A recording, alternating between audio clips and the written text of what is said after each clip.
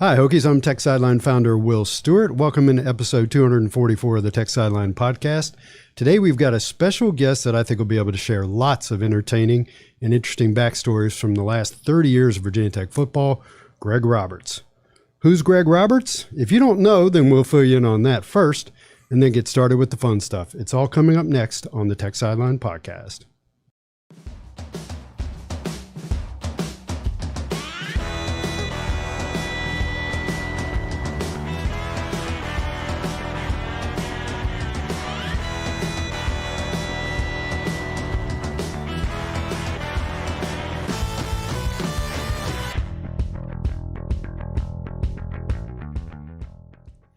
All right, welcome back in. Before we get into the show, we want to remind you to like this video and subscribe to our YouTube channel. We're closing in on 6,000 YouTube subscribers, so help us get there, and click the notification bell so that you'll be notified when we post a new video or when we go live. This TSL podcast is sponsored by Commonwealth NIL, leaders in navigating name, image, and likeness. CNIL, as we like to call them, is already inked. You ready for this? Justin Mutz, Hunter Couture, Darius Maddox, Sean Padula, Patrick Wessler, and their latest addition, MJ Collins, to contracts. Visit CommonwealthNIL.com to learn more about their membership programs and merchandise sales and ways that you can support Virginia Tech's NIL efforts. So we got a small crew here today. Producing today's show is Nick Brown, VT Sports Media and Analytics 2024. And let's welcome in today's guest, Greg Roberts. Greg, how you doing? Great, Will. Appreciate you having me on, and I'm looking forward to spending some time with you and all of your listeners and all of your and members and your viewers there at Tech Sideline. Yeah, and this should be a fun show. I was telling Greg before we went on, these are my show notes, and this is it. So we're just going to wing it because we're both pros, haha. Yeah. So let's establish who you are for the listenership. I think a lot of people know who you are, but a lot don't. So let's start with what you're currently doing, and then we'll go back and explore your Virginia Tech roots and your connection to Frank Beamer and the Virginia Tech football program, and there's lots of great history there. So tell us who Greg Roberts is right now. Old country boy, mom and dad from You've Buckingham. Always been that, though. Yeah. What are you doing right now? Buckingham County, Virginia. Okay. And after graduating from Virginia Tech, got into the broadcasting field. And 1985 graduate, right? Yeah. Was at the CBS in Richmond. Enjoyed that very much. And from there, went to the NBC in the Roanoke market. Mm-hmm. Loved that. Now, how long were you there? When did you? About 12 years. And absolutely loved it. Yeah. And then they had a new group purchase the television station and went from loving it to hating it. Yeah. So I tapped out, caught on. And what year was that you left channel? Like around 2000. Wow, that long ago. It's been a while. Wow. And then jumped over to ESPN, and that was like just because I'm a college football geek and got to work a lot of college football with the ESPN side of it. And while I was doing that, my wife and I, we had a deli and a bar and some other businesses. Mm-hmm. And so I started, one of those businesses was helping Coach Beamer with his website, beamerball.com. Which we will get into in detail. And doing a lot of other, stuff kind of on the side. Started a radio show. And so all the other stuff is kind of now gone away as I'm getting near retirement age. Right. I would say my main gig right now is I'm the afternoon yacker on in the Roanoke, Central Southwestern Virginia market. The drive time guy, 5 to 7 on WFIR Wheeler Broadcasting out of Roanoke, and I have a ball doing that. Now, are they AM, FM? Where can people find you? AM, FM. I think it's. It's 960 AM out of Roanoke, 107.3 FM, and then it streams all over the place off of the Facebook page, and so it's a lot of different ways to bring it in. Yeah. So that's 5 to 7 every day, weekdays, right? Monday through Friday. All right, so let's go back to the very beginning, and we're going to fill everybody in on how you know Frank Beamer and how you got to be tight with Frank Beamer and John Ballein and really the I want to warn you, my handlers told me you were going to ambush me. Well, when Brent Pry was on, he said, "When are the tough questions coming?" So I took that as a challenge. No, everybody knows I'm not a tough questions guy. So 1985 graduate of Virginia Tech in sports broadcasting, right? No. No. I was a business. I came out. I was a business major out of Virginia Tech, and I landed a job with this big firm in Atlanta. And my mom and dad were so proud, Will. So what was your focus in when you were? It was marketing management. Okay. And so here I'm doing this summer of '85. I'm doing this job, and I hated it. I mean, I absolutely hated it. The main part of it was working with financial institutions, and it was pretty stodgy. And I'm not, it's just that's not my gig. And I remember one day I was in Richmond, and they said, "Where do you want to be placed?" And I was like, "I want to be placed in Richmond." So they placed me in Richmond. I'm working in Richmond. And one day I'm getting ready to go into, I think it was the Bank of Virginia. And I'm like, I do not want to go in here. I do not. And right across the street from the Bank of Virginia is the CBS station, WTVR Channel 6, right on Broad Street. Yeah. And I said, that's what I want to be doing. Because I've always been passionate about sports. I tried to play every sport I could play. And I said, that's what I'm passionate about. I love sports, And so instead of going into the Bank of Virginia, I said, okay, this might be your all-time greatest sales call. I walked across the street into the CBS affiliate, and I right at the front desk, I said, I'd like to speak to somebody about how to get involved in sports. And a really nice lady said, okay. So some really nice lady said to herself, oh, another one. Yeah, another one. This producer comes up, never forget him, Bob Walker. Mm-hmm. And he looks me over, and he says, well, we always need help around here. He says, we can't pay you anything. And I'm like, well, I understand that. I don't have any skills. There's nothing. I want to learn. I want to learn what's going on. And he said, yeah, we can bring you on. So we talked, and they said, we'll bring you on as an intern, unpaid internship. And so I'm like, wow, this might be the foot in the door I've been looking for. Wow. So I started interning, which was just working all weekend. So you graduated in '85. When would you say this was? 6 months, a year after you graduated? This is probably 2 months. Wow. Okay. Yeah. You decided real fast. Oh, you yeah, hated real that fast. job. And I tell you what, it was amazing because I've always trusted my father. And I've been fortunate. I was fortunate to have a father that really successful business guy, farm boy, ran our farm, ran was a big business guy, talented musician, just one of the more interesting people I've ever known. So I'd always bounce things off of him. And I'll never forget when I went and had the conversation with him. Hey, this job that you were so proud that I got with the nice salary and the company car and stuff, I want to quit it. And I want to try to go into the TV business. So I drive home, and I'll never forget it. We were picking beans. And I said, I want to tell you something, Dad. And and he was like, what? I said, I want to quit. I want to quit the job. And he straightens up, and he looks at me. He says, you want to quit the job? I'm like, yes, sir. I hate it. And he just kind of goes, wow. He goes, well, what's your plan? I said, well, I've already talked with a TV station. I said, that's what I really want to get into. And I said, and I've lined up a construction job to pay the bills. Construction starts at 7. I get done at 3:30. I can shower, go work the TV station through the 6 o'clock, 11 o'clock, and learn that side of it. Well, he said, he kind of, you're a dad. You know how those conversations go. And he said, well, if you hate it, then you need to quit it because you're cheating them and you're cheating yourself. Yeah. You're not doing a good job for them, and this isn't what you want to do. Well, as a father, it's one thing to have your kid come to you and say that they've quit a job because your next thought is, okay, what's your plan? Which is what he asked you. And you had one. I'd have been like, great, you're going to pay the bills, go for it. I knew moving back in with him wasn't an option. So I better have a plan. Once you are kicked out of the nest, you're not coming back in. My dad was like that. So that's what I did, Will. I work construction. I get on the construction site, work construction, go work at intern at the television station. I did that for about 6 months, and then they hired me as a sports photographer. And then I did that for about 6 months, and the weekend guy left. And I'm 21, 22 years old. And the news director said, I think you'd really do a good job as the weekend sportscaster. And I'm like, you got to be kidding me.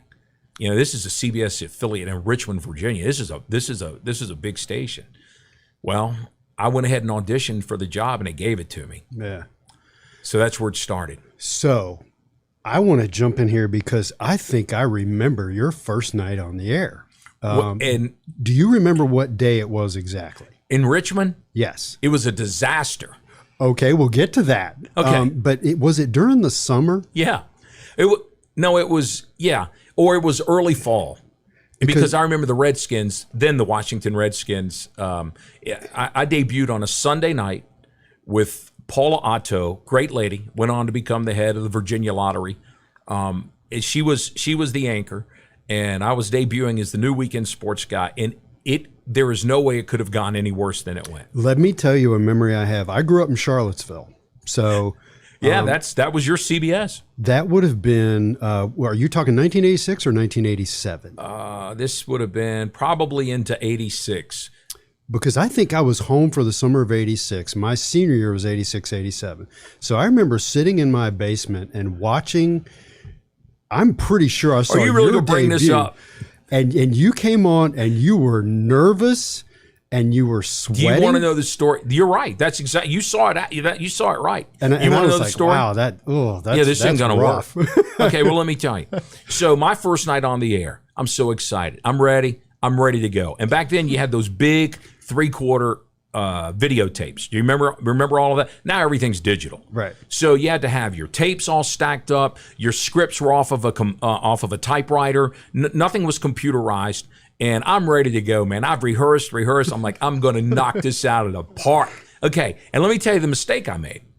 I called all my buddies. Oh, boy. Yeah. Hey, your boy's debuting tonight. You don't want to miss it. Well, that was a kiss of death right there. So everything's good to go. So we're doing the 11 o'clock. We got 6 o'clock. We got bumped because of a football game. And so I turned my tapes in, stack of highlights, all of the football games and, all my highlights, turn them into production. They're ready to go. And I plop down and, everybody's like, oh, Greg, are you excited? I'm like, yeah, I'm good to go, man. I got this, And I'm putting my microphone on. And the stage manager says, Greg, are your tapes turned in? I'm like, tapes are turned in. I'm good to go. He goes, okay. He said, do you have your scripts? I'm like, my scripts. And they were downstairs in the sports office on the typewriter. So you're like in a movie running through the hallways to go get your scripts. And I panicked. They said, no, stay there. They know what they're doing. I'm the newbie. I'm the rookie. They said, stay there. We'll send somebody to get them. I'm like, no, they'll never find them. I jump up. I run out of the studio. I hit the door, and I hear the guy say, 42 seconds. Yeah. I sprint down the hallway, through the lobby, all the way down the steps, through the newsroom, into the sports office. My scripts are right on top of the typewriter. I grab them. I'm in full sprint coming out of the newsroom, back up the steps, through the lobby, down the hallway. I burst into the studio, and I hear him going, 11 seconds. I run over. I throw my scripts down. I'm trying to get my microphone back on. 5, 4, 3. And then get my microphone. And boom. And I'm sitting there like this. And Paula Otto goes, and we'd like to welcome in our new weekend sportscaster, Greg Roberts. Okay, I just did like a, 100-yard sprint. Okay. Yeah. And you're right, Will. And then when they came to me, I was going. It's great to be here. Big game today. Redskins and the Eagles. So that's how it went. That was, and there's tape of that somewhere. And they still harass me over Your parents have the tape, right? Oh, yeah. Tell me your parents have the tape. Hey, let me tell you. So it's over. I'm like, oh my God, they're going to fire me. It's going to be, I'm fired. That was horrendous. And so I'm sitting down in the sports office like, oh my, that was so bad. And I caught my breath about halfway through and finished okay. Okay. But no, who remembers that? You remember. I remember. You remember this dude's having a panic attack. Okay. So I get down and all the phone rings. And I'm like, sports. It's like 11:40 at night, okay? It's my mom. And she goes, Gregory? I'm like, yes, ma'am. She goes, are you okay? And I'm like, yeah, I'm fine, Mom. She goes, why were you having a panic attack? I said, I wasn't having a panic attack, Mom. I said, it was a lot, Mom. Is this the first chance you've ever gotten to tell that? First of all, 2 comments. Number one, thank you for validating a memory. Yeah, you saw it right. Because that was, thanks for bringing it up. That's almost 40 years Thanks for making me relive that. That's fantastic. You ever told that story publicly? So that's the first time. Not in a public setting. That's but great. It was, so I had nowhere to go, Will, but up. Nowhere to go but up. And then management was like, well, what's going on? And then once I told them, they're like, pfft. And that was from there on out, it was adequate work. I'll bet Jake Lyman could share a similar story. The first podcast he ever hosted for us was a wrestling podcast. Oh, wow. With Tony Roby sitting right there. So Jake did all right with it, but I'm sure if you asked him about his first ever TSL podcast, he'd be like, man, yeah, that was an ugly debut. Yeah. All right. So that was 86. So how long were you in Richmond? Not long. Kind of found my groove, found my lane, and worked hard, try to do a good job. And then the NBC in Roanoke called and said, "Hey, we've been watching your work. We like what you do. We have an opening. We know you're a Virginia Tech graduate. We're trying to become more of a, that's the franchise, in these parts, Southwestern Virginia. We're trying to get closer and do a better job with Virginia Tech and sports in general. Would you be interested in becoming our sports director?" I'm like, would I be interested? So that's a promotion, yeah. Oh, heck yeah. Smaller station, but a promotion. I'm like 23, 24 years old, and so I came over and I'm like, yeah, man, I'll take the job. So when exactly was that? 87? Summer of 87. And we all know what happened in the fall of 87. Somebody named Frank Beamer started coaching the Hokies. And let me tell you about that. Because I get asked a lot, how did you and Coach Beamer get so tight? Yeah. And it all started right there. It started in the summer of 1987. I was the new sports director at the NBC. He was the new football coach at Virginia Tech. And I'm working my tail off because there was a lot to do. I mean, at the time, the CBS station was way ahead of the NBC. Their sports was just a better product. So I had a lot of work to do to try to. NBC's Channel 10, CBS Channel 7. WDBJ 7. Right. And I had a lot of work to do just to try and establish some credibility within that sports department and with our viewers. Yeah. So I'm working 7 days a week, just trying to get on top of it. And I get this phone call. I'm sitting in the sports office one night in between the 6 o'clock and 11 o'clock, and I get a phone call. And I'm like, "Sports is Greg. Hey, Greg, this is Frank Beamer." And I'm like, "Hey, Coach, how you doing?" "Good. I want to know if we can get together. I want to talk over some stuff with you." I'm like, "What's going on?" And he said, "Well, I want to do a television show.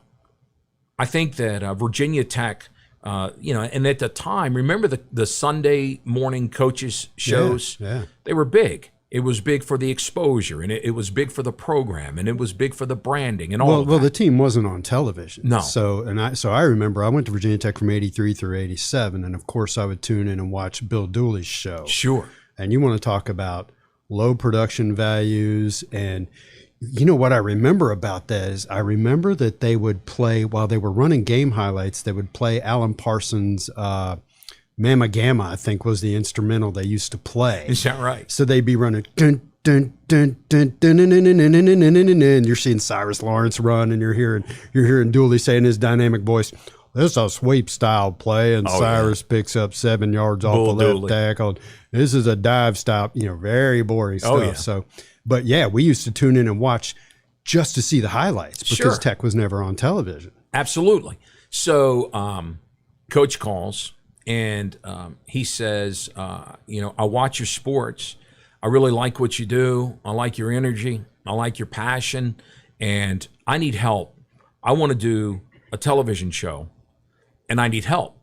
Virginia Tech, I approached Virginia Tech. They said they're not interested. So I'm going to have to do this on my own, and I want to make it happen. And I want to know if you can help me make it happen. And I'm thinking, oh, my gosh. I got more on my plate than I can handle. So that's a little mind-blowing in today's modern video environment with enormous athletic staffs. And back then, you and I talked about this in prepping for this show. We're used to IMG College, Learfield IMG, ISP Sports. And later, ISP was responsible for putting that show together and all that stuff. Correct. ISP wasn't a thing.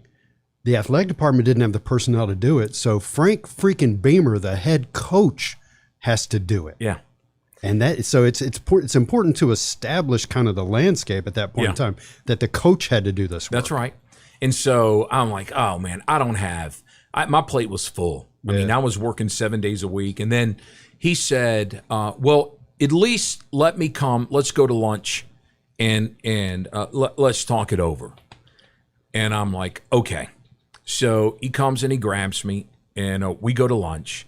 And the whole time he's telling me, what his vision is for Virginia Tech, what he wants to accomplish by having the Sunday morning television show, the markets he wants to get into. And all I'm hearing the whole time he's talking is this is going to be a lot of work for Greg Roberts. Work. Yeah, work. Yeah. Help him line up the markets, help him distribute the show, help him produce the show, host the show, work. Yeah. And I'm listening to him, and the whole time I'm like, man, he's really a genuine guy. I like this. This is a likable guy, and I can tell that everything he's telling me is he 100% believes it. Yeah. That he can get it going at Virginia Tech. Now, me at the same time, I'm thinking, oh man, this guy is a tough row to hoe. Yeah. You couldn't give that job away. What, Bruce Arians turned it down, Bobby Ross turned it down. So finally, the thinking was, hey, let's go with the alum, Frankie Beamer, out of Murray State. Virginia Tech was on probation from the Bill Dooley era. Let's get him in here. Let's get the alum in here. Let him calm the waters, okay, and get things settled down. And then we can go and get a coach we really want. Right. Okay. That was the thinking. So I'm thinking, man, this guy, he's only going to be here 3 or 4 years. So for those who don't know the history, you're right. Bill Dooley had won a bowl game, Virginia Tech's first ever bowl win in 1986. Peach Bowl. Chris Kinzer. Yeah, but the program did get put on probation. And probation back then was pretty onerous. I mean, they stripped Virginia Tech of a lot of scholarships for like 3 years. Not in a conference. You're never on television, and now you're on probation. And that's what Coach Beamer inherited. Yes. I'm thinking, this guy doesn't have a chance. Yeah. He's got no chance. And he was, what do you think he was, their 4th, 5th, 6th selection to get that job? At least their 3rd. You went through the first 2 already. Yeah. Okay, I didn't mean, but you're right. I mean, it was a totally different day. So just so you know how good Coach Beamer is. And so we have that lunch. And what I'm hearing is this is going to be a tremendous amount of work. Yeah. A tremendous amount of work. And I'm not sure I'm going to be able to pay you. That was the spiel. The words everybody wants to hear. Yeah. And I said, sign me up. So I said, Coach, let me think about it. So I thought about it, and I'm like, it's probably getting a bad move. You're the new guy. And to start a relationship with Virginia Tech. And then I don't know, there was just something about Coach Beamer where I believed in him. And I had my thought process of him going before that lunch and then coming out of that lunch was completely different. And I said, this guy, he might make it happen down there. I mean, if other people kind of see the sincerity that I'm seeing, he might make it go. Yeah. So I said, okay.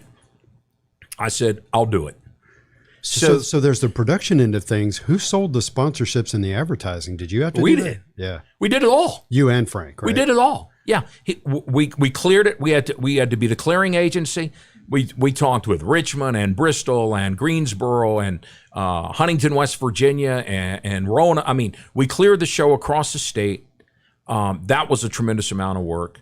We sold the show. To get it scheduled, right? Yeah. Sure. We produced the show. We made everything happen. And then year 1, we made just enough money to break even. Nice. Just to cover the bills. And I'll never forget it. The last thing he said to me, if you'll help me get this going, He said, if we can get this going, he said, I promise I'll take care of you. Yeah. I'll take it. And I believed it. Year 2 went great. You know, we were kind of in a rhythm, coach's show. Year 3,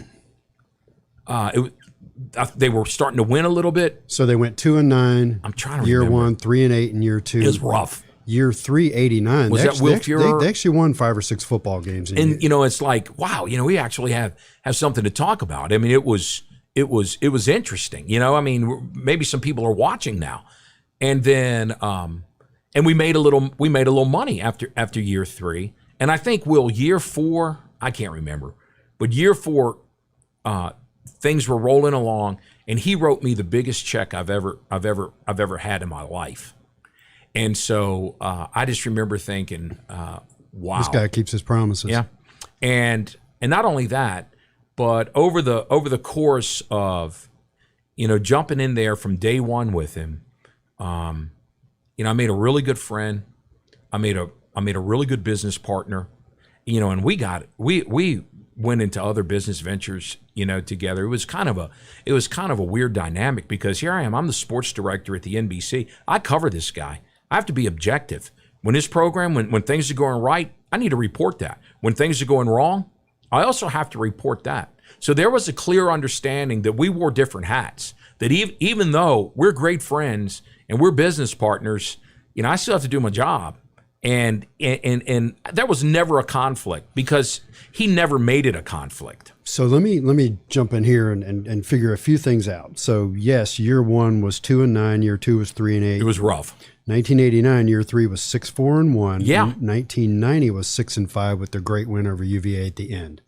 Now, how long did you actually host his show? I think that was it. Okay. And then Bill Roth probably came in, right? And let me tell you what happened. Okay. So then, just like 4 years earlier in the summer of '87, when I got that phone call, will you help me get this thing going? You know, and I brag on you, like what you did with Tech Sideline, and that entrepreneurial spirit. And, I'd like to think I have it as well. Reaching down into dirt and making something out of nothing. I love doing that. And so we're rolling, man. I mean, it's all starting to pay off. And he calls me and he says, I need to come meet with you. And I'm like, oh yeah? I said, what's going on? He goes, I need to meet with you. Is it like when your girlfriend says we need to talk? Was it that kind of thing? Well, I didn't suspect that at the time, right? But the breakup was coming. So he rolls in, we go to lunch, and he goes, and this is the kind of guy he is. He said, I just needed to talk this through with you face to face. He said, I appreciate so much, everything you've done and how much you've helped me. He says, but I'm at a point now where this is out of my control. I'm like, what's going on? He said, I no longer have the rights to the Frank Beamer football show. ISP, right? Yeah. So Virginia Tech has sold all of that to ISP. Yeah. And I'm like, so wait a minute. So what you're telling me is I'm out. He goes, that's what I'm telling you. Yeah. So that was a little bit of a bitter pill to swallow. So I was out as far as helping him with his television show, but I've never been out as far as helping him. So let's add some understanding for people. So ISP stands for International Sports Properties. And great group. Ben Sutton. Ben Sutton started great that. guy. And I think he started it down at Winston-Salem. You're right. So up until then, athletic departments were responsible for producing their own shows, selling their own advertising, placing their own advertising. And I've always admired what Ben Sutton did. That's a brilliant business model where he basically came in and he said to an athletic department, tell you what, we'll sign you to a contract and we will guarantee you a set amount of money. You don't have to do any work. We'll sell and place your advertising for you. We'll produce your shows for you. And that was a hell of an idea.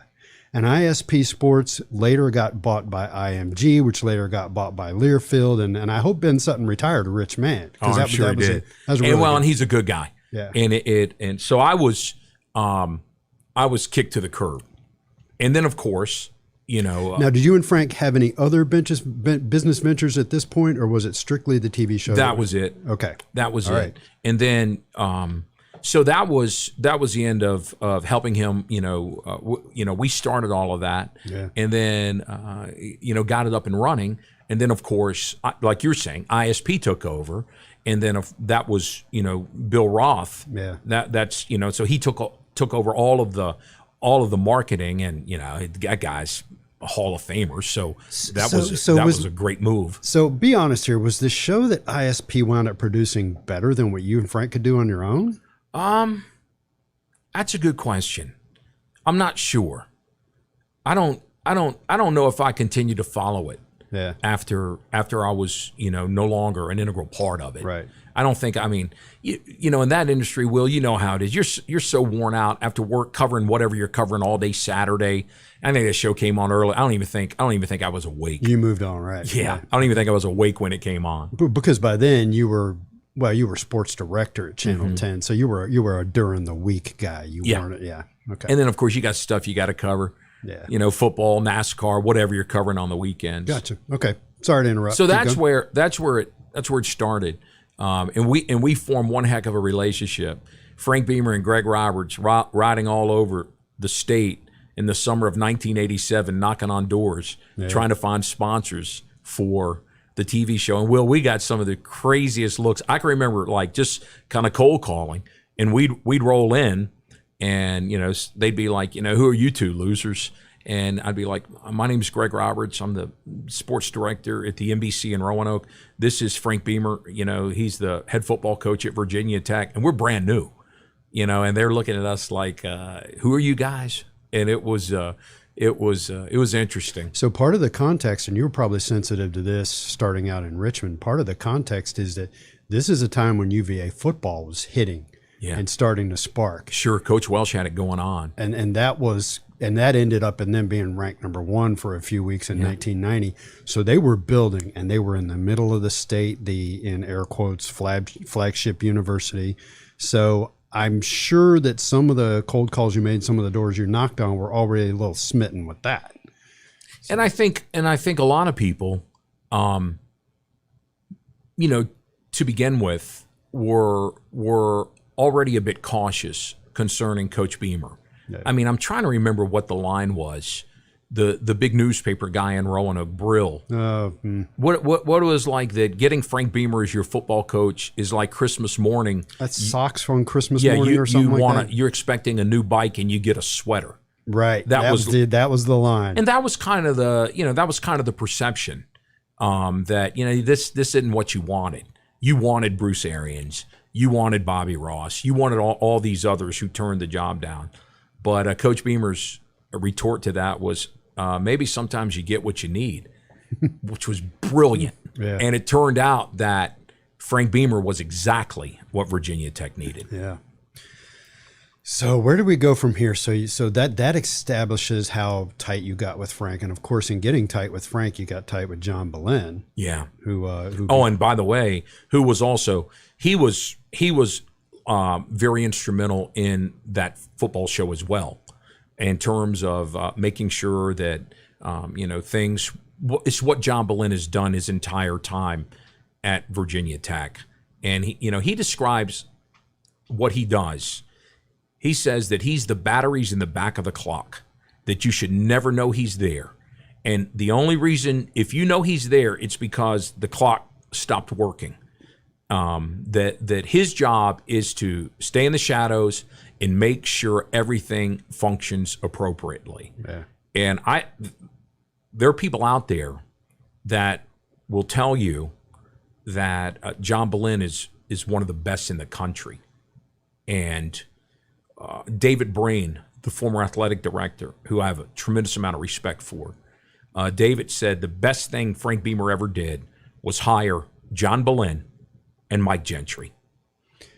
Yeah, I'd agree with that. And oh, by the way, Tech Sideline breaking news. What camera am I on, Will? You're right over here, so look there. Congratulations, Mike Gentry, Virginia Tech Sports Hall of Fame, Cam Chancellor, and Vince Hall. Vince Hall. Congratulations. Yeah, and there are other people in the class, of course, but that's the football side. Football, yeah. Bruce Arians is also on that list, right, David? Bruce Arians. I'm like, why isn't Bruce Arians in the Hall of Fame Who already? else, David? Those four. Yeah. So Mike Gentry, Cam Chancellor, Vince Hall, Bruce Arians. How about that? That's a heck of a. That is a heavy duty class. Yeah. And so who else is in the class, David?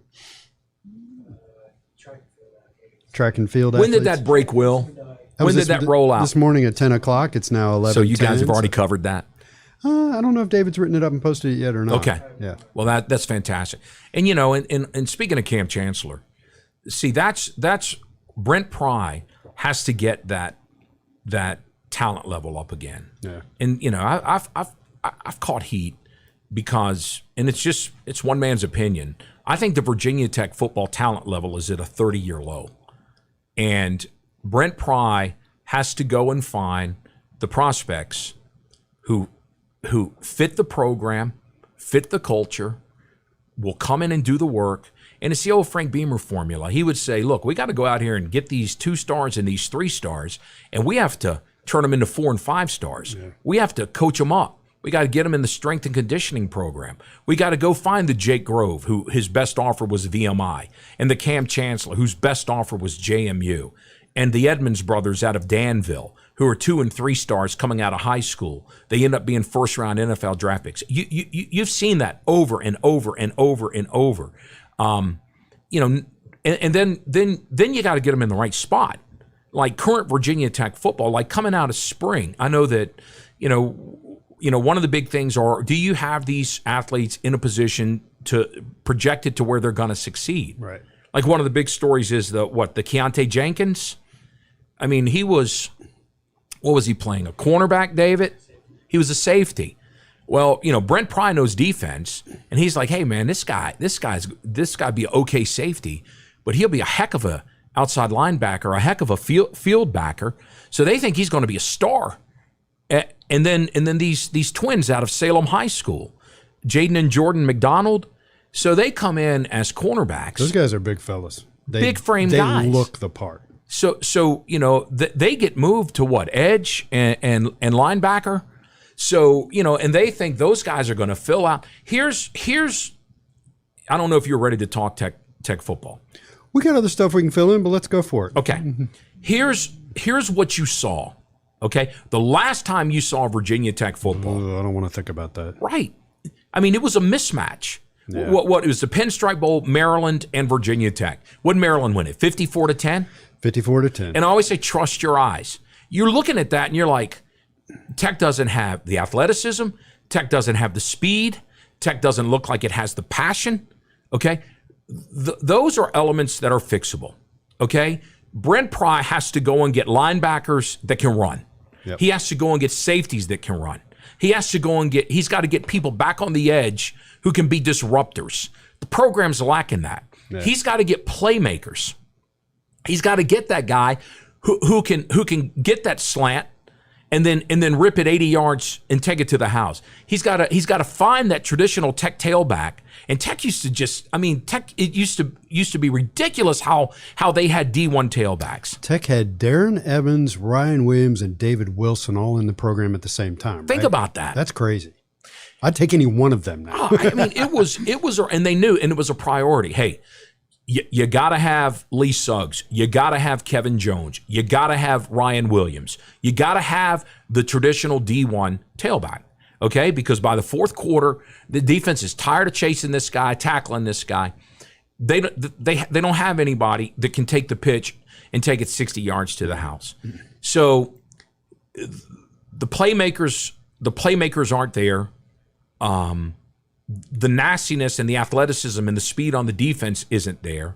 Okay. And a lot of times now, Will, if I point this stuff out, I get a lot of heat, because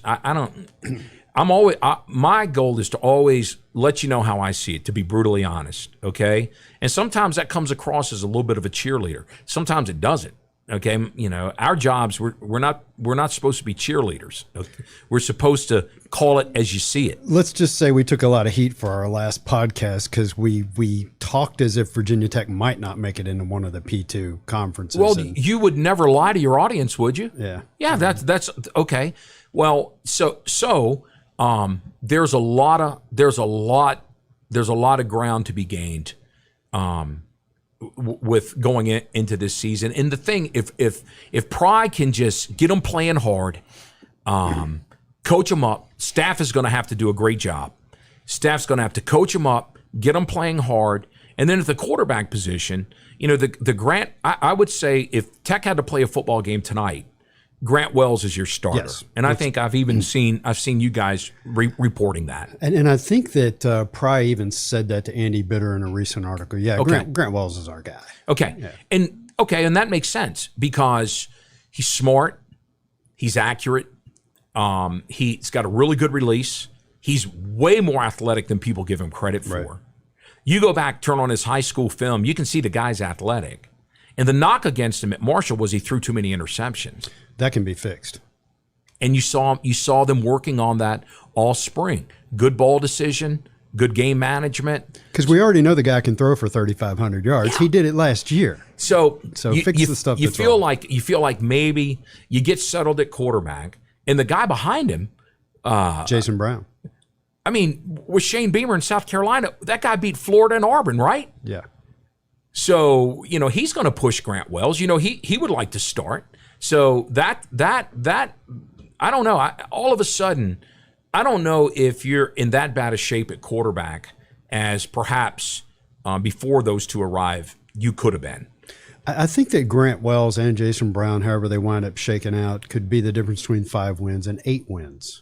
I agree with that. I certainly think Wells has that type of talent. So what's the goal, Will Stewart? Winning season? Okay, people ask me this kind of thing all the time. And they're like, how many games do you think Tech's going to win this year? And I'm like, you know what? I don't care. I just don't want them to look like they looked in the Pinstripe Bowl anymore. I don't want to see that It didn't anymore. Look like Tech. Right. And so to bring the conversation back around, you go back to Frank Beamer's early days, and you were talking about recruiting. If you look at his recruiting classes from the late 80s through the mid-90s, they were guys from in-state who were ranked between number 15 and number 30, but they were tough guys. These guys loved football, they loved to play football, and they were tough. And so when some of Frank's teams in his first 6 years, when he had that 23-42 record or whatever it was, they went 6-4, they went 6-5, they went 5-6, but I don't want to use the word never, but they almost never got blown out unless they were playing like, one of the decorated Miami teams of that era. They were very competitive in every game, and you knew you'd been in a football game. And Virginia Tech has lost that. They've lost that. You saw it. And that was their brand. And I've said it all along. You got to get back to that. You got to get back to that physicality and that toughness.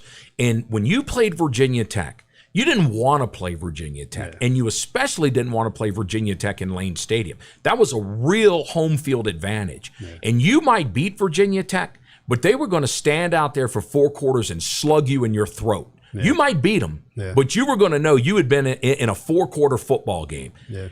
That dissipated. That's gone. Yeah. I think Brent Pry can get back to that blue-collar mentality where, hey, man, you might beat us, but you're going out of here bloody and you might be missing a few teeth. And so you got to get the culture back. And then we talk about this stuff all the time. Chris Coleman just rings this bell all the time. You got to retain the players and you got to develop the players. And when you looked at that Pinstripe Bowl, the players that Maryland put on the field weren't higher level athletes or recruits, but they'd clearly been developed better. They looked the part, and Virginia Tech didn't. Now, granted, Virginia Tech was missing some of their best guys that opted out, but what I said still holds true. And and the first thing that popped into my brain when you said, hey, Virginia Tech would go get guys rated 15-40 in the state of Virginia and turn them into flat-out football players and help them get to the NFL. First name that popped into my brain was Chuck Clark. He was a 37th rated prospect in the state of Virginia. No. He's still in the NFL, isn't he? Yeah.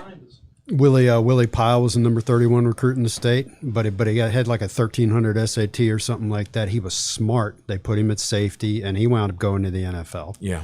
And so, they do need some success stories like that. That culture, that brand, that toughness, that's and I think Brent Pry will be the first person to tell you, we need to get back to that.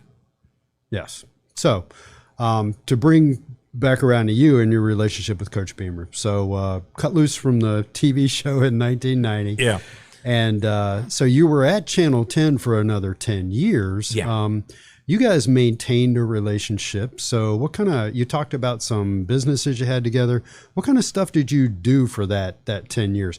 Now we're going to get into Beamer Ball later. Well, the main thing was the main thing was we had established a relationship of trust. That was it. Yeah. And for the rest of his time at Virginia Tech, I think because of that trust, that allowed me to get on the inner circle. And so then I became, kind of what I do now for clients, the strategic communications, PR, and I continued that role in assisting Coach Beamer in the Virginia Tech football program in terms of, let's say, some announcement is coming out. And it's like all these CEOs, they have people behind the scenes that help with messaging, help with what's the appropriate take here. So I continued to do that, behind the scenes, because athletic departments didn't do that kind of stuff themselves. The sports information director was literally the sports information director.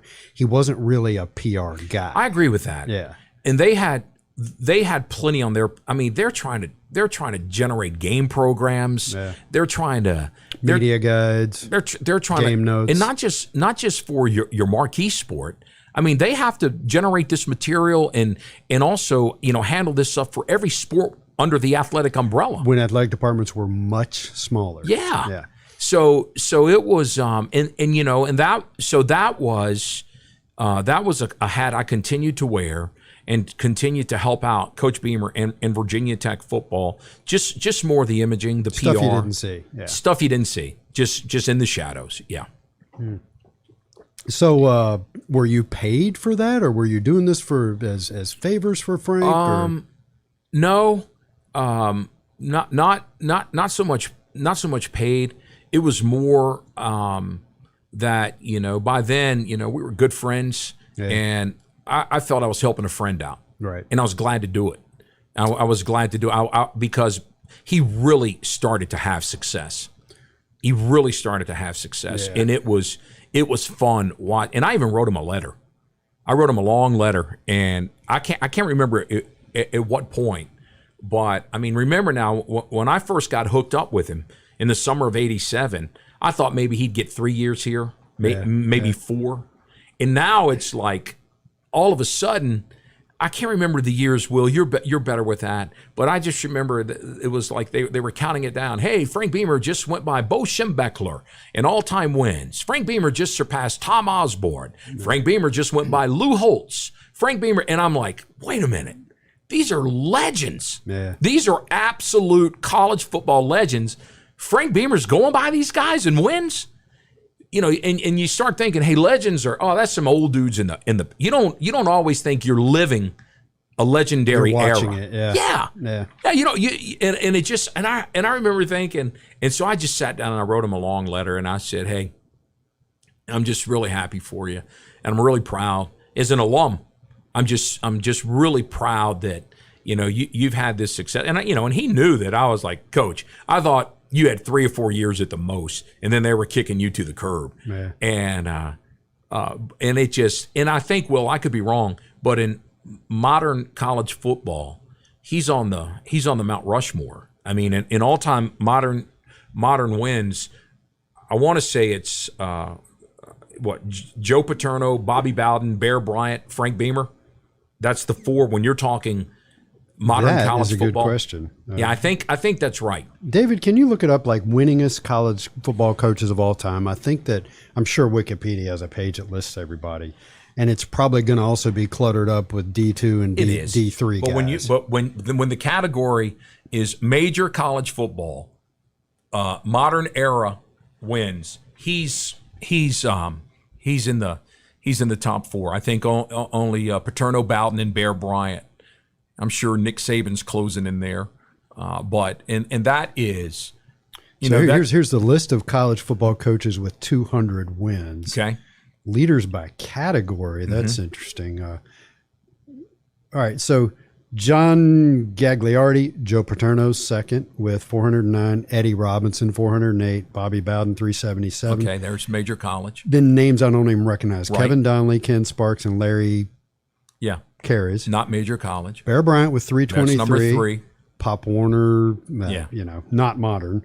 Roy Kidd, never heard of him. Amos Alonzo Stagg, not modern. Frosty Westering, Larry Wilcox, Tubby Raymond, Ron Shipper, Frank Beamer. So there it is. So yeah, so you're So looking when at, you're talking about the Mount Rushmore of major college football, and what we know is the modern era, the powerhouse era, your top 4, Joe Paterno, Bobby Bowden, Bear Bryant, Frank Beamer. so Frank Beamer, here's a little bit of trivia. He still has more career wins than Nick Saban. Where is Nick right now? So Frank's got 280 and Saban has 269. Yeah, he's- so he'll probably pass Frank this year. Yeah. Nick's that's a Oh, machine. and here's down one I there. really don't. Mac Brown's got 265. He's only 15 How behind. about that? I'm betting Mac doesn't make it. I'm betting What's Mac going doesn't on? pass Frank. I saw yesterday Phil Steele, who I love having on the radio show. Yeah. He releases his preseason top 40. Virginia Tech not in it. But guess who else wasn't in it? Carolina? Mac Brown in Carolina. Oh, Phil Steele's pretty smart. But I'm like, wait a minute, this doesn't make sense because, all right, and I hate this because I really like Mac Brown. Okay, I really like him. Okay. And, his nickname is Mr. February. They're like, he knocks it out of the park on signing day. He can win the recruiting class. He can win on signing day. Yeah. And I immediately thought of that. I'm like, he's had like these top ranked recruiting classes for, since getting back to Carolina. How could that program not be projected as a preseason top 40? Do you have an answer for that?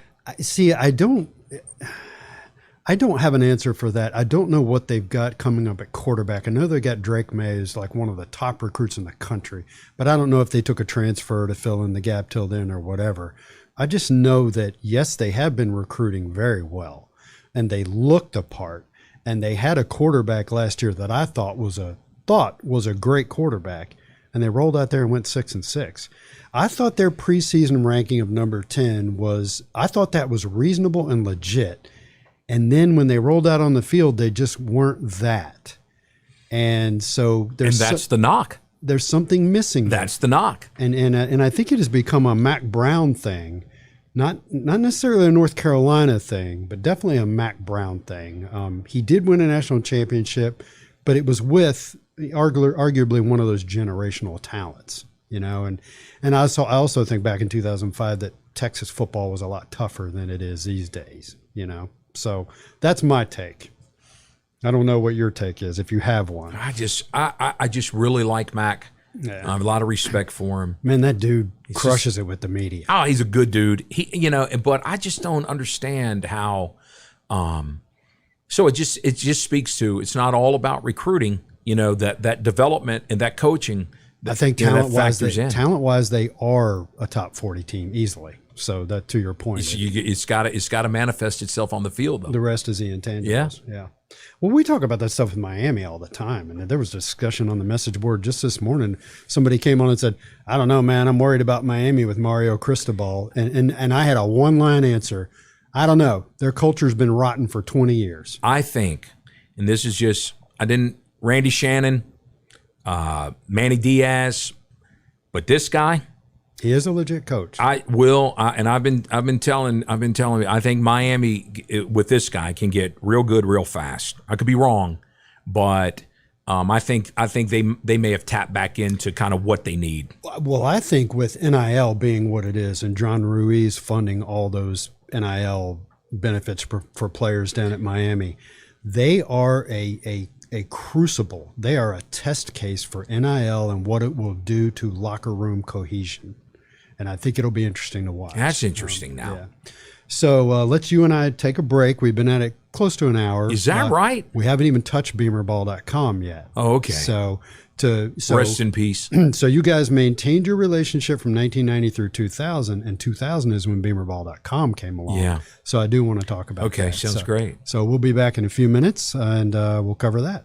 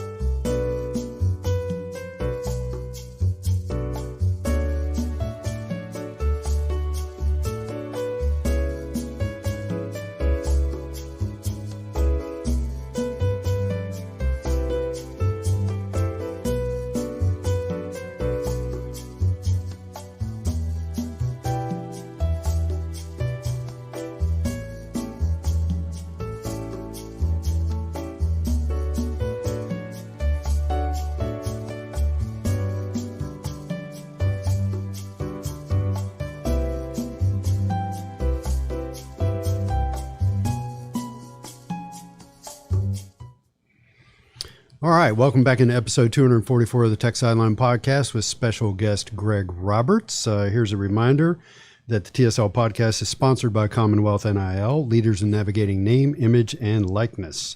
Visit CommonwealthNIL.com to learn more about their membership programs and merchandise sales and ways that you can help contribute to Virginia Tech's NIL efforts.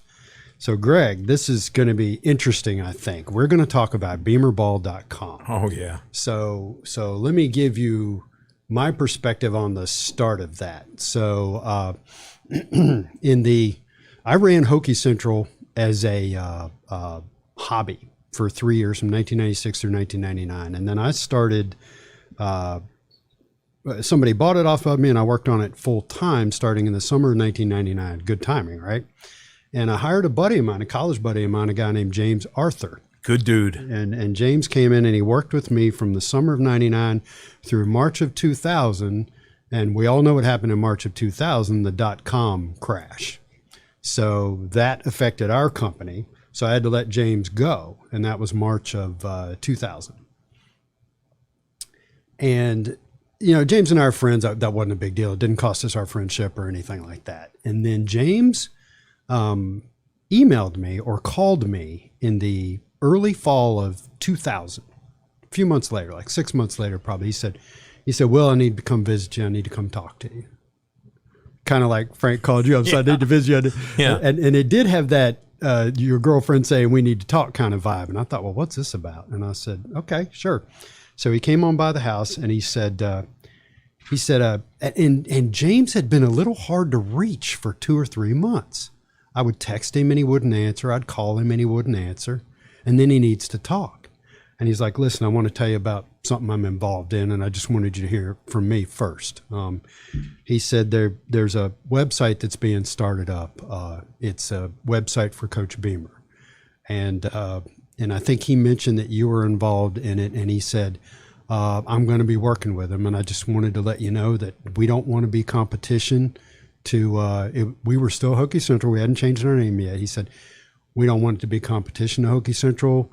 You know, we're going to be running this kind of article and that kind of article, and it's going to be a pay website, but we're not going to have message boards, you know, and that was the real thing, because the message boards were the heart and soul of Hokie Central.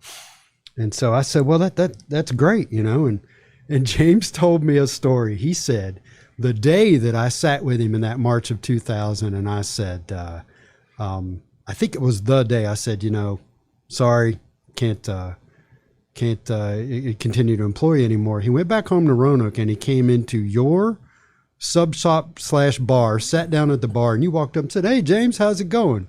And James said, well, you know, I blah, blah, blah, got let go by Hokie Central. And you looked at him and said something like, we're working on a project you might be interested in. And that's probably accurate. Yeah. So James started it with you guys. He was your guy who would take the content that you sent. He's great. And he would run the website. Now, the other interesting thing, I don't know if I'm sure you know this, the company that hosted the BeamerBall.com website for all those years is ACS. Right down the hall. ACI, thank you. Right down the hall here. And I've told this story on the podcast before. If you go into their office, they've still got printouts of the old BeamerBall.com website. Is that right? On the wall. That's awesome. So I'll launch you here in a second, but a little bit of context for that. At the time in the late 90s, I'll bet you Frank was making, I don't know how much he was making. It wasn't a ton of money like they make these days. It wasn't. And there wasn't a ton of money for the program overall. So the vision with Frank and you and everybody else involved was to launch a BeamerBall.com website that would have subscription content. And I think subscriptions were, do you remember how much they were? $29.99 a year or something. Yeah, it was $30 a year. Like a cup of coffee a month. And he wanted it in that range. And you'd also have sponsors, and the money generated by that website would go to supplement the assistant coaches' salaries, staff salaries, and things like that. That's right. It wouldn't actually, like hardly any of it went to Frank. Right? He never took a penny. Yeah. He never took a penny from it. So that's your launching point. Tell me about Beamer Ball, the inspiration for it. Same as the TV show. Exact same dynamic. We were in Vegas playing golf, and we had gone out to see our friend Jeff Motley. And Jeff is pretty much runs the Las Vegas Motor Speedway, and he'd been trying to get us to come out, come to a NASCAR race in Vegas, play some golf, just come hang with him. Motley's a fantastic guy and a good friend. So we roll out. It was Coach Beamer, John Ballein, me, and Shane Beamer. Was this after the national championship game appearance? Before. Probably the summer before. Probably around 98. Okay, so early on. So we get out there, we're having a blast.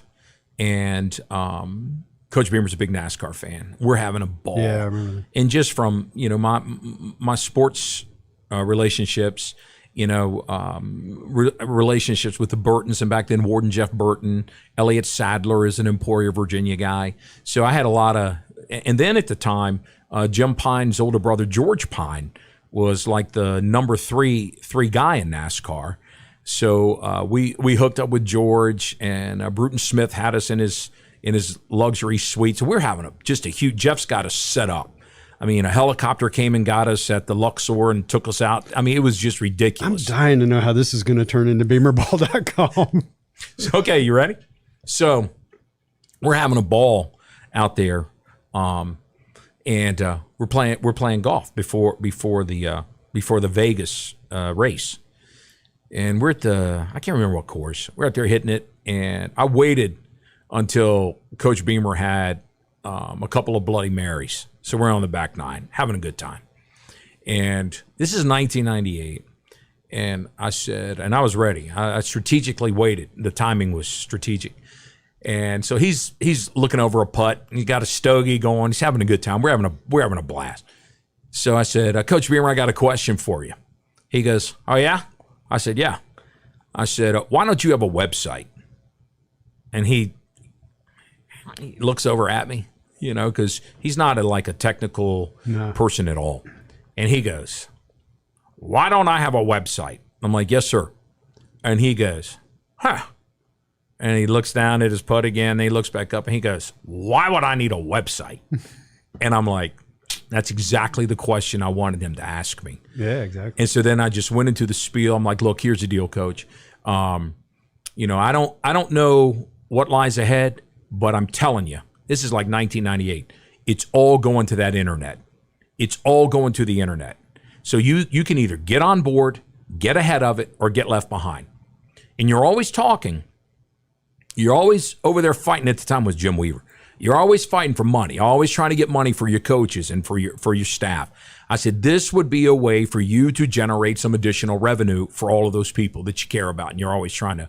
And then I went over the model. What I envisioned is the business model, and so he listened it through, and then he had some questions. And he's a savvy business guy. I can see the look on his face while you're talking. And I could see the smoke starting to turn. And so we talked more, and kind of laid out how it would work, how it should work, who would be involved. Who would generate content, who would go and get corporate sponsors, how everything would fall into place, and so we played a couple more holes. We're talking it through, and he looks and he says, "So you think I need a website?" And I said, "I know you need a website," and I said, "All you have to do is give me the green light, and I can go and meet with these companies that'll host it and help develop it." And I said, all you got to do is give me the green light. I really think it would be a good move, and it will help you, generate. And he took that money, Will. And I mean, at the end of the year, whatever was in the Beamer Ball account, secretaries, any and everybody that was on the payroll for Virginia Tech football would get a check. We'll get some. Except for Frank Beamer. He never took a penny. So the two streams of income were the subscriptions, $30 a year, and the sponsorship. We'll get to the sponsorships in a second. Yeah. You guys had a goal of reaching 10,000 subscribers. And I remember reading a newspaper article one time where they talked to James, and James said, we're on track to get to 10,000. Do you know or remember how many you eventually got to? I don't. James handled all that. all I knew was probably what you know, and your awesome staff knows, is I was the main person to generate the content, write the articles. You did the interviews. Do the interviews, get the video clips, and it is a black hole. You can spend all weekend putting together a great article full of content, insight. You can put all those video clips up there, and then your readers read it, and they're like, great, what's next? More. As you well know. Yeah. So it was a lot of work. It was a lot of work, and I don't know. James Arthur would probably have that information. I'm going to guess, and James and I have never talked about this, I'm going to guess it got to 5,000 to 7,000 subscribers and was trending up, And well, the program was hot. Yeah. And my thing to Coach Beamer, there was no disrespect to Virginia Tech. I'm like, Coach, they can't cover you the way you can cover you and the way your fan base wants this program covered. Their approach is the overall athletic approach. Tech football gets about the same coverage as women's lacrosse. There's an article that you just knew the demand was there. You knew there was an insatiable appetite for any and all information Tech fans could get on that program, and they weren't being served. They weren't being served from the way Coach Beamer could serve them. Because we, Hokie Central, would have served that need, but we did not have media access. Right. So we're just writing from the outside. You're doing the best you can. Yeah. So he is the guy. And now I'm going to tell you, Will, and I told him, I said, you're going to get pushback. I said, as soon as you launch this, I said, this is direct competition to newspaper. Yes. I said, this is a direct competition to newspapers. I said, I got a lot of friends in the newspaper industry. I hate to break it to them. They're going the way of the dinosaur. And I mean, Will, this is going into like 1999. And I told Coach, I said, Coach, it's all going to the internet. Yeah. So jump on board or get left behind. And, and of course, it's hard. I mean, I know that in my job as a sports reporter, you call people, you hope they call you back. All right. Well, if you're connected to beamerball.com, and at the time you're calling Bud Foster, defensive coordinator, or any of the other assistants, or anybody in the medical, or anybody in the strength and conditioning, guess who called you right back? They did. They did. Because guess what they got at the end of the year? They got a check from beamerball.com. So they knew, hey man, it's to my benefit to help sustain this. So that gets back to the entrepreneurial spirit that you've talked about it, because you had done all this in your head. And so a little bit from our end, although James was very worried about our friendship and the competition aspect, what it really did for us was every time the material went up on beamerball.com, people came to our message boards to talk about it. That's great. Yeah. That's great for Tech's program. And so I remember in the beginning, so your model was the football team would practice, and you'd do interviews right after practice. You'd hit every assistant coach. They'd give you 1 or 2 paragraphs, and people would eat that stuff up. They'd say something about a player that good current info. We used to get a kick out of Jim Cavanaugh's updates. So like after the game, Cavanaugh would Cav. He'd be very businesslike. He'd be like, so and so graded out at such and such. So and so was a Love Cav. So they all had their ways of interacting with you. So you had that for a while. Your 2 popular features were those daily practice updates and the depth chart. And you guys, they would update that depth chart and move players up and down. And why is Brandon Orr the 4th running back? He's the best one we got, and all that kind of stuff. But I thought one of the areas where you guys, and I still want to talk about the sponsorships, don't let me forget that. One of the areas where you guys really innovated was in video. And so you would you do video clips of middle drill and coaches in the locker room and things like that. And people got to remember, this is the early 2000s. YouTube didn't exist. No, sir. You were having to host and launch your own videos.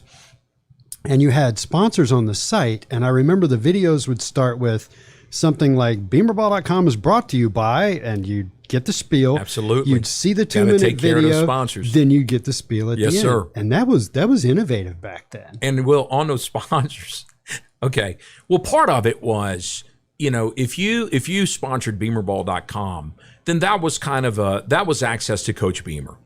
Not only was it a marketing expense, and we knew that. And so, Coach Beamer would try to make it more than just an advertisement, have some perks involved. Yeah. And one of the things was, after one game each year, the private cookout at Coach Beamer's house was huge. Yeah. All the corporate sponsors of beamerball.com, all the staff, and they would show up. You know what I mean? They were connected. And they'd all come to Coach Beamer's house after the selected game, and you'd get an opportunity to thank them for the support. And it was cool. They loved it. Beamerball.com appreciated it. Well, the game selected. Do you remember the year JMU rolled down here and beat Virginia Tech? Was that you talking as late as 2010? That one? Yeah. Yeah. Okay. So James Madison, and that was the date for the private cookout at Coach Beamer's house. Oh gosh. And I'm thinking, so and I'm like, oh man, I wonder if these people are gonna show up, because that was just humiliating. And I mean, good for James Madison. And it rained that day. So, the reason you scheduled it for after the JMU game, you thought that was just going to win. It's going to be a win. Coach Beamer, I remember looking at Coach Beamer, and he's a great friend, and he's also a great mentor. I've learned so much from him. And I looked at him and I said, we've got this cookout going at your house, and I kind of looked at him like, and he goes, you don't change.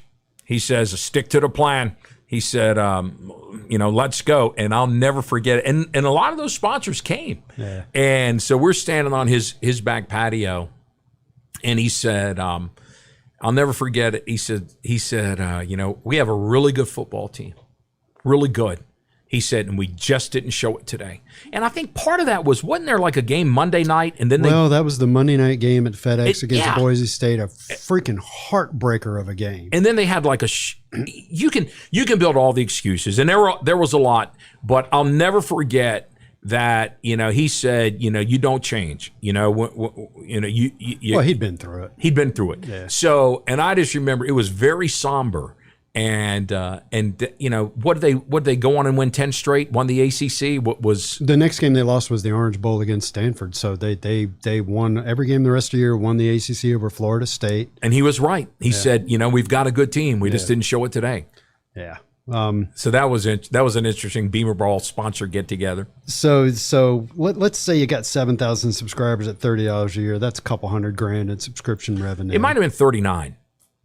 I'm big on accuracy. Oh, you're right. It was $40. Okay, there you go. So you're looking at maybe $250,000 a year in subscription revenue, and I know you were in the sponsorship end of it, and my memory tells me, and James probably told me this, that those BeamerBall.com sponsorships were anywhere from $15,000 to $25,000 a year. Does that sound right? That could be right. And you'd have 10 or 12 of those, so you're bringing in $500,000 a year off BeamerBall.com. Is that right? Now, my take from the outside is, I'll give you a second to recover from that.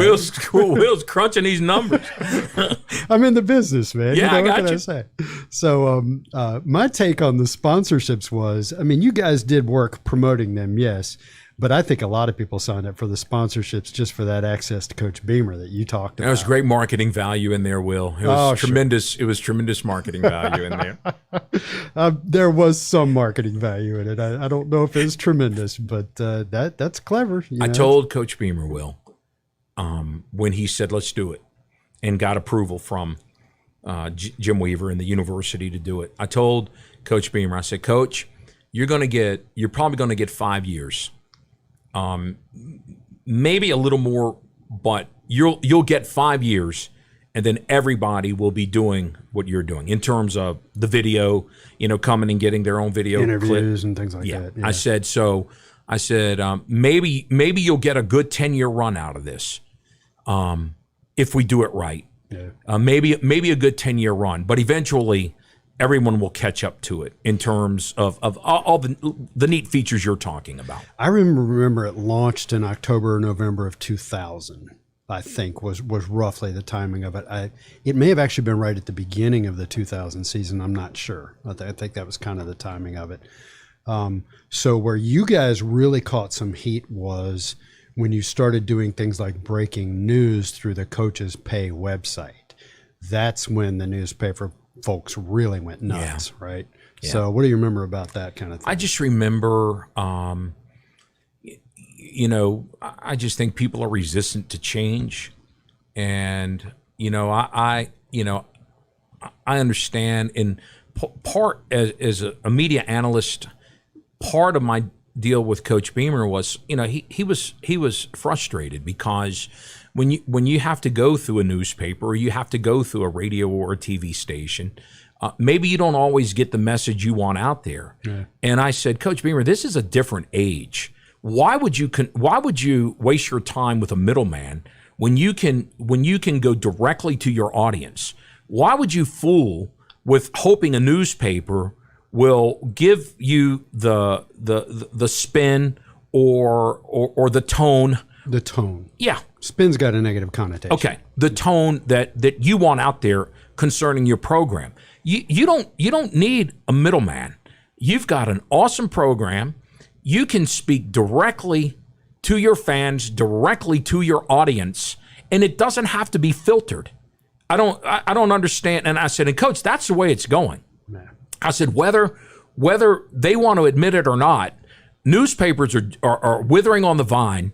The local TV, that's changing. Once again, the internet is stomping it out. Yeah. It's all going to this internet, and you can control what transpires for yourself, your staff, your program.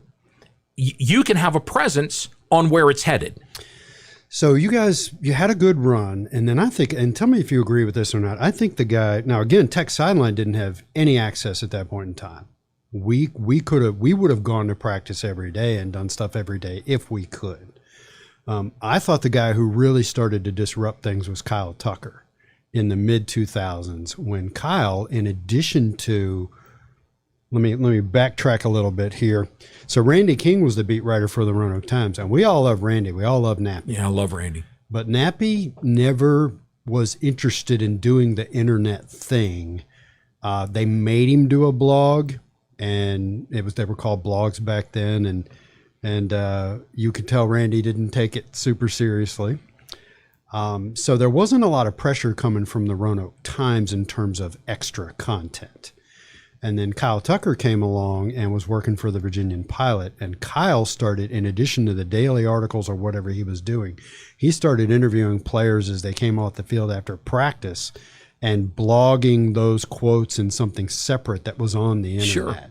And I think that was the first time that a beat writer really went above and beyond. Exactly what I tell Coach Beamer. Eventually they're all going to do it. And that was very prescient of you to say you're going to have 5 or 6 years at this. And Kyle was the guy who really started to do that. Yeah. And so, and bringing it back around to Mac Brown, didn't Mac Brown come and talk to you guys at one point in time when he was at Texas? Oh yeah, I went and met hey, with what are you doing? And Rich Rodriguez. He wanted to know what Coach Beamer was doing with his website. Mac Brown. There were others, and it was because to James Arthur's credit and to Coach Beamer's credit and to everyone that was affiliated with it, and he did a good job with it. And I think other people noticed it, but really what I think they noticed, Will, is what you were talking about. The corporate sponsors were supportive of it. And, it was a way, what Coach Beamer said he was going to do with it is exactly what he did. It was supplemental revenue for his program. And then I think over time, the competition you guys faced increased. Oh, yeah.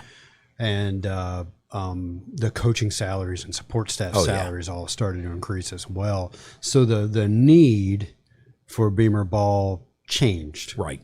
And so... It did run through the end of Coach Beamer's career, correct? Yeah, here at Virginia Tech. It's a good run, and it was a good window. It went longer than I thought it would go. Yeah.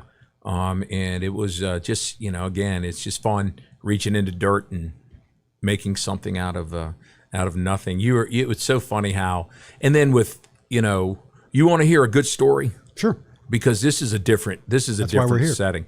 Okay. So with Beamer Ball, I'm right there on the inside of everything, trying to generate content. And one of my all-time favorite stories is after the win over Louisville in that Gator Bowl. Bobby Petrino, yeah. and it was the infamous Marcus Vick stomp on Elvis Dumerville. Mm-hmm. Okay, I want to tell you this, Will. You'll like this, and your viewers will like this. So this is a little inside stuff.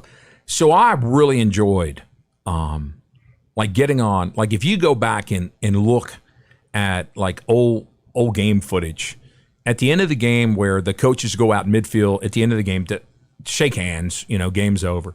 You'll always see my big head like right to the left. It's like security, and then I'm right there, tucked in on the left shoulder of Coach Beamer. Because it's a little bit nosy, but also sometimes I got some nuggets out of it. I loved hearing what they said to each other after the ball game. I loved hearing what these coaches would say to each other. And sometimes it was hilarious. Sometimes it was intense. Sometimes it was pretty caring. Like Lane Kiffin, after Virginia Tech drilled him when he was at Tennessee. 2009. Oh, my gosh. He was out there he was looking for Bud Foster, wanted to fight Bud Foster. That was hilarious. And then Bobby Petrino. Okay, so Marcus, I think, hit Jeff King. So Louisville's coach at the time. Yeah. And I think we all know the reputation of Bobby Petrino. Marcus hits Jeff King in the back of the end zone to win it late. Good ball game. Great ball game. That was a very dramatic ball game. Great ball game. Well, the Louisville players are just on Marcus Vick, and it worked. Eventually, he lost his cool because Marcus had some off-the-field issues, and eventually he lost his cool and he stomped on Elvis Dumerville, who was giving him the majority of the business. Well, Coach Beamer didn't see it. Yeah. And I guess everybody saw it. So game's over. Tech wins. Coach goes out. He's got his hand out to shake Bobby Petrino's hand, and Bobby Petrino just slaps at his hand like that and peels off. Well, as he peels off, he's right in here's Petrino, and then he peels off like this, and he's right here, and he kind of yells out "mother effer" like that. He slaps Coach Beamer's hand. He goes, "Mother effer," like that, and walks off. And I'm like, ooh. And Coach Beamer's kind of like, a little bit startled. So we get in the locker room, and Coach Beamer is they're telling them, hey, Marcus stomped on the Louisville players. I think Kevin Rogers knew it, but you're right. I don't think Frank knew it. And he's like, what? And I could just see the whole air come out of Coach B, and then I think he's starting to put stuff together. And he goes, Marcus, he gets up, he grabs Marcus, he goes, let's go. He grabs Marcus, and I'm following him, takes Marcus out of the locker room, over to the Louisville locker room, bangs on the door. Coach Beamer and Marcus standing there. He goes, you're apologizing to that player and to Coach Petrino. Wow. And he's standing out there, and so the door throws open. There's looks like some equipment or some staff. And he goes, I'd like to see Coach Petrino, please. And so the door shuts, and so they're standing there. And eventually, door throws open, and pretty much this person said, Coach Petrino says, get lost. Yeah. So Coach is like, so he grabs Marcus. So they come back to the tech locker room. So I'm talking to Coach Beamer. I'm sitting beside him, and he's out of the shower. He's putting his clothes on. He goes, oh man. He goes, can you believe that? And I'm like, yeah. I said, I don't think you heard it, Coach, but when he slapped at your hand and peeled off, he peeled off and he said, mother effer. And he goes, is that right? I'm like, yes, sir. I said, no, Coach, hold up now. I don't know if he was MFing you or if he was MFing the situation. He just took a bad loss. So Coach he's sitting there and he's getting his tie on, and he's so funny. He looks at him, he goes, who do you think he was MFing? I said, I think he was MFing you. He goes, I think you're right. that was Bobby. And it's just a million of those, Will. I'll bet. You might have to have me back for a separate podcast for coaches' handshakes. Oh my gosh. Oh my goodness. And another one of my all-time favorites. I love Phil Elmation. I love him. He's a fireball. He's a wrecking ball, but I love him. And he was defensive coordinator. Do you remember when Virginia Tech, they're just starting to get success, and they went and played Tennessee, Peyton Manning and 94 Gator Bowl. Yeah. And so going into the game, Elmo was talking about he's got some blitzes drawn up, and he's telling Coach Beamer, he goes, I'm telling you, Frankie, we can rattle this freshman. Peyton Manning. And so that's all I heard going into the game. I'm like, they will get after this Manning kid, this freshman for Tennessee. So first half, and I mean, Peyton Manning is throwing darts all over the field. Right. I mean, and they're not. I don't even think they're not even getting a hand on him, and they're not even getting close. Yeah, to they him. got shredded. Oh, he is just ripping it up all over the field. Okay. And Coach Beamer's so funny. And so it's like, I don't even know what the score, what was it, like 23-3 at halftime or something like that? Tennessee got way out in front. Yeah. The final score wound up being not so bad, but that game was a blowout. So halftime, and they're going over halftime adjustments. And Coach Beamer, he looks at Elmation and the defensive coaches, and he goes, what's going on here? What do we need to do? What we're going to do here in the second half? And Elmo's, he's scrambling, trying to tell Coach Beamer what and I'll never forget it. Coach Beamer looks at me, he goes, anytime you want to start rattling that freshman, go ahead. It always stuck with me. That's just hilarious. And Coach Elmation still laughs about it. Man, if you go back and look at some of the film from that game, man, he was dropping dimes. I remember one pass down the sideline where the coverage was spot on, and he just dropped it right into the bread You basket. Think about how many of those guys, and I covered, so many Virginia Tech football games, just like you, and I'm like, how many of those guys that just were just like unstoppable? I can remember Aaron Rodgers in a bowl game, Matt Stafford in a bowl game, Peyton Manning in a bowl game.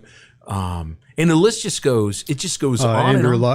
Andrew Luck in a bowl game. Yeah. I mean, these guys, they were legitimate, man. They were and you're all mad that you're losing to them, and then they go on to have long NFL careers. They're legends. I guess they're pretty good. Yeah.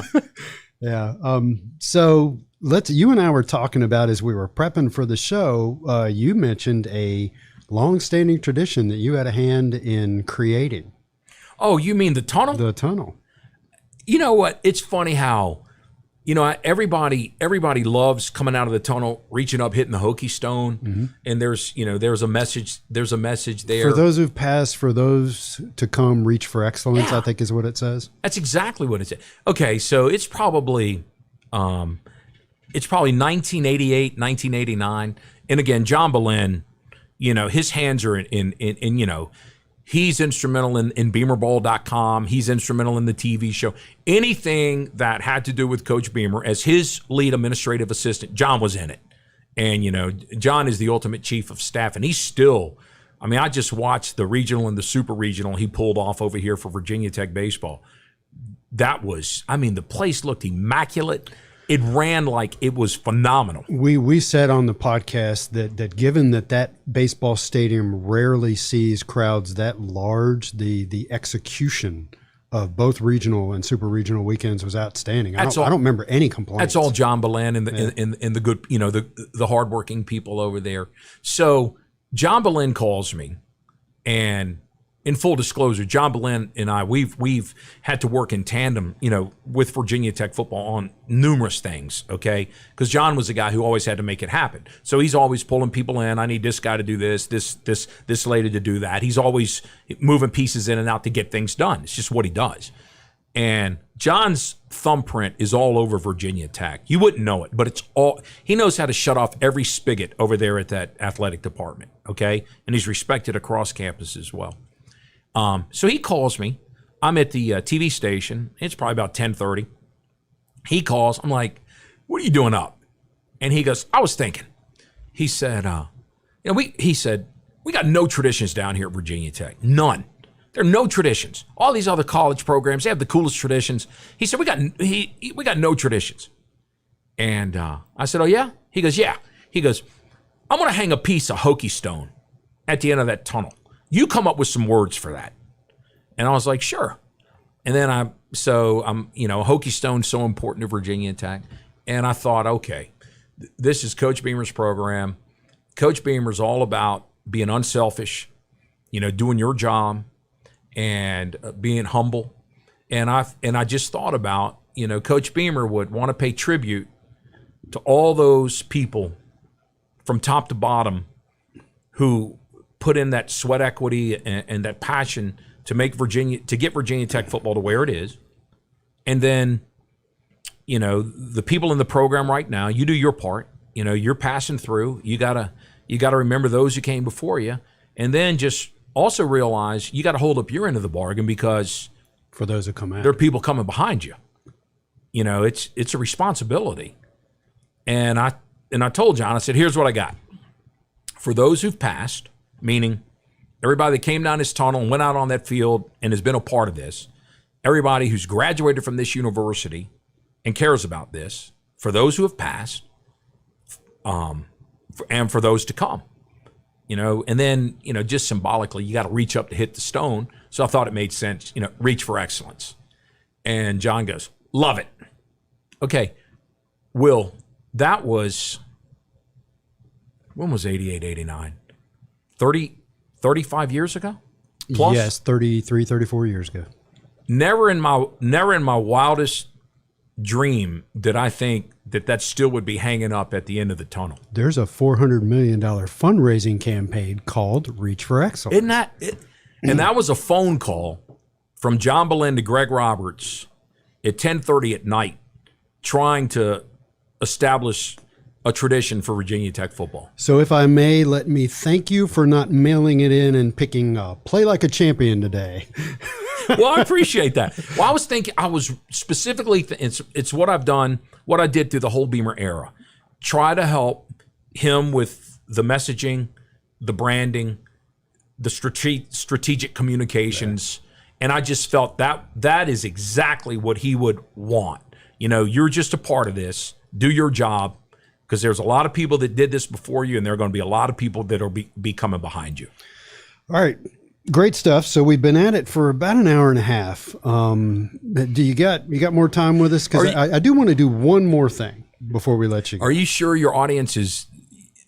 How's the live stream doing, Nick? Are they hanging in there? 405 viewers. 405 viewers. Is that a good number? That's a good number. Well, let me just say thanks. That's cool. Yeah, and that's a bit humbling. That's a good number for you guys. That is a good number. We typically, for your lower heat podcasts, there's between 100 to 150 concurrent viewers. If we're talking about a popular topic, awesome. It'll be 200 to 250. Well, I need to come back and tell more inside stories. Well, exactly. So there's a gold mine of content here that you and I can mine in future podcasts. Right. But one thing I do want to ask you, and this could lead to another half hour of talking, which is not a bad thing. I'm just saying this is going to open up some stuff in your brain.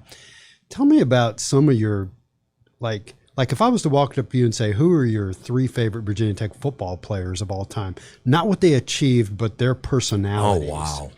Give me the guys that are right on the top of your head. And I understand you're around the program a long time. We don't want to slight anybody else, but 2 or 3 guys.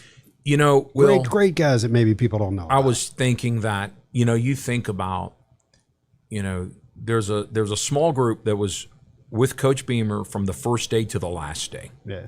First game to the last game. And it's Bud Foster, John Ballein, Mike Gentry, and then in terms of in the shadows, then I'm in there. The nucleus that saw every minute of it, every bit of it.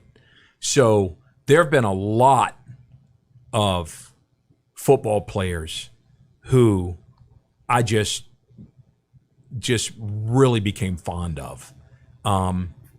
Back to his original days, the Steve Johnsons and the Archie Hopkins and the Rich Foxes and the Cam Youngs and the Ken Barefoots, and then Will Fuhrer was just an intriguing guy. He was kind of a cerebral guy, right? Just a smart guy. And then John Engelberger, one of my all-time greats. What a character. Did you see him when he was in town for the softball? I did. I got the biggest hug ever. He is I looked right at him and didn't recognize him. Well, the football weight is off. Yeah. He's slimmed down. Yeah. So I'll tell you a really brief story about that. I wound up in possession of a foul ball, and Engelberger and his son were like 2 or 3 seats behind us. And I can't remember if I told this on the baseball podcast or not. So I wind up with the foul ball, and I've learned, of course, you got to look for the nearest kid and give it to the kid. Absolutely. So I turned around, and there's a kid, and I offer it to me, and he looks at me and goes, "No, I'm good."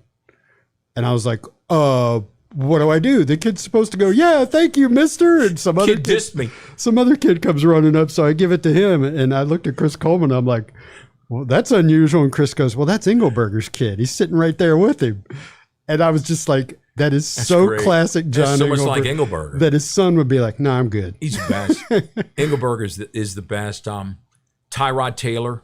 Yeah. I remember we had something going on, and I was involved in it. I can't remember what it was, but somebody had to leave us and go. Summer camp had started, and somebody had to leave us and go do bed check, make sure all the players were in their rooms doing what they're supposed to do. Well, whoever did that, it might have been Bruce Garnes. And Bruce comes back, and he goes, college kids. I remember when I was a college kid.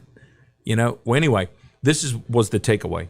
He went to check on the players, and he said that when he went to check to make sure that Tyrod and his roommate were in their rooms, and lights out, practice in the morning. He said he opened the door. Tyrod was in the bed with his nightlight on, reading the Bible. I'm not kidding you. And he comes back, and I'm like, we might be in good shape there with the old quarterback. Sounds like a pretty grounded kid. There are a lot of players that if you start to tell a story like that about them, the ending of that story is very different. Yeah.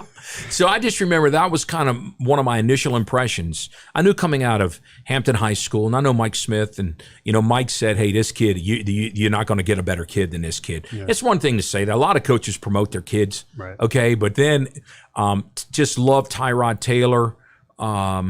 Wyatt Teller, oh my goodness, do I love Wyatt Teller. What a good kid. It just, 30 years of those relationships with those young men and watching them grow up and watching them, have success in the university, on the football field, in the community. Many of them went on and had success at the professional level.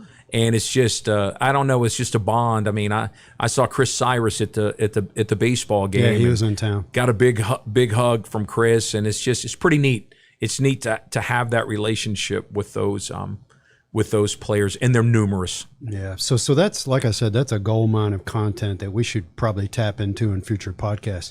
So listening to you talk like this, my question is, why have you not written a book? Well, if I write a book. Let me see here. I think we need some deaths. Do you have to wait until John Ballein no longer works at Virginia Tech to write the book? I might have to speak at his funeral before. No, I'm joking around. It's been the run with Coach Beamer and kind of being in the inner circle to try and help to support him as he tried to make Virginia Tech football relevant and something to be proud of. It wasn't what I thought initially, Will. It wasn't. And it turned out to be a Hall of Fame run. And when he got inducted into the College Football Hall of Fame, and there was just a certain group that that were going to be allowed to, come up and participate in that induction ceremony and be there. And when he called and told me that he wanted my wife Julie, that he wanted Julie and I to be there, it was just fantastic. And it was I was so proud of him, and knowing just how much Virginia Tech means to him, and what he did for Virginia Tech. It was just a crowning moment seeing him going into the College Football Hall of Fame. It was just couldn't happen to a better guy. That was the culmination of a lot of work and a lot of achievement by a lot of people. And that I got a front row seat to be there. It was very humbling for me, and I'm starting to get chicken skin right now thinking about it. It just meant a lot to me. Yeah. Well, appreciate you coming on to be with us. So tell us. Are you kidding me? You're welcome. So now that we've got over 400 people watching the live stream, first of all, like and subscribe to the Tech Sideline YouTube channel. But tell us again about your radio show, what days it's on, times, and where people can find it. You know, I'm eyeballing retirement, Will. Yeah. Can you believe it? I mean, I'm eyeballing it, but it's still at the end of the tunnel. Well, you still got kids in college, so you're going to go a little longer than I'll have to go. Pretty much, we've Julie and I have really kind of gotten rid of a lot of the side stuff, a lot of the side businesses, and Beamer Ball's no more, and the ESPN college football is no more, and we sold the landscaping business, we sold all the rental properties, we sold the bar and the restaurant. So pretty much all I do, and I catch a lot of grief too, Will, a tremendous amount of grief, is I just, the afternoon 2 hours, the drive time, hosting the 5 to 7 p.m. drive time out of Roanoke, WFIR, 960 AM and 107.3 FM. And it's on Greg Roberts Live Facebook. A lot of people listen to it there on the TuneIn Radio app. Yeah. And I'm proud to say, Will, the Associated Press named us best sports in the state of Virginia for the 6th consecutive year. And that's all about team. There's a great team on there. Well, and streaks like that are unusual because usually that's the type of award that they kind of pass it around, So to get it 6 years in a row, you're right. And the judging, each year the Associated Press sends that judging to a different state. So, like, let's say, for instance, one year, everyone up for best sports in the state of Virginia, let's say Missouri judges it.